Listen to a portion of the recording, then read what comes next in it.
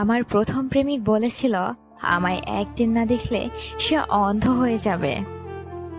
আমাদের দেখা হয় না বছর কয়েক। না, সে অন্ধ হয়নি, বরং তার চোখ দিয়েই রোজ নতুন মেয়েটিকে ভবিষ্যতের স্বপ্ন দেখাচ্ছে।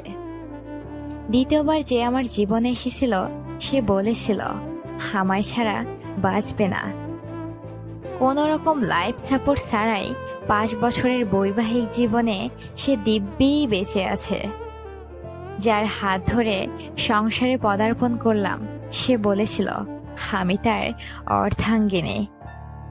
ডিভোর্সের 2 বছর পরেও সে বহাল তবিয়তে আছে।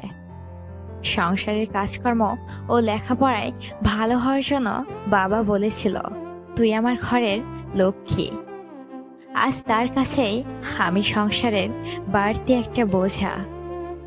একটা সময় আমার আচরণে মা গর্ব করে বলেছিল আমার মেয়ে অন্যায়ের সাথে আপোষ করতে শেখেনি। আজ সেই মাই কথায় কথায় দোষারোপ করে আমি কেন মানিয়ে নিলাম না। নিজে সাধারণভাবে চলে যে ভাইটাকে ইঞ্জিনিয়ারিং পড়ালাম, তখন সে বলেছিল আমার অবদান সে কখনোই অস্বীকার করতে পারবে না। আজ সে আমার জন্য বন্ধুদের সামনে মুখ তুলে দাঁড়াতে পারে না। ছেলের টিউশনের টাকা জোগাড় করতে না পারা কাকিমাকে বলেছিলাম টাকা দেয়া লাগবে না, আমি এমনিতেই পড়াবো। তখন কাকিমা হাত জোর করে বলেছিল তোমার মতো ভালো মানুষ হয় না। আজ সেই কাকিমাই পড়শিদের কানে কানে বলে বেড়ায় ডিভোর্সি মেয়ে। যেই বন্ধুটাকে পরীক্ষার আগে হ্যান্ড নোট দিতাম সে বলেছিল চাকরি হলে সবার আগে আমায় জানাবে। একের পর এক পদোন্নতি পেয়ে এখন সে মস্ত বড় অফিসার। রাস্তাঘাটে আমায় চিনতেই পারে না।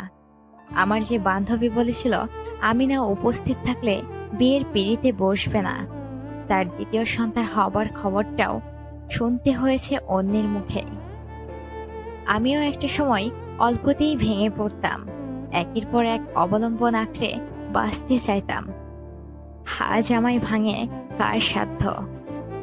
আসলে মানুষ যখন কথা দেয় তখন সেই সময়ের কথা ভেবে কথা দেয়, আর এতে সেই সময়টা অনেক মধুর হয়তো হয়, কিন্তু জীবন সুন্দর হয় না। সময় বদলালে প্রতিশ্রুতিও বদলে যায়। স্বার্থ অনুযায়ী আমরা সবাই সম্পর্কটাকে উল্টে পাল্টে সুবিধা মতো করে নিই। আসলে কারোর জন্য কোনো কিছুই পড়ে থাকে না। মানুষ কোনো না কোনোভাবে বাঁচতে শিখে যায়।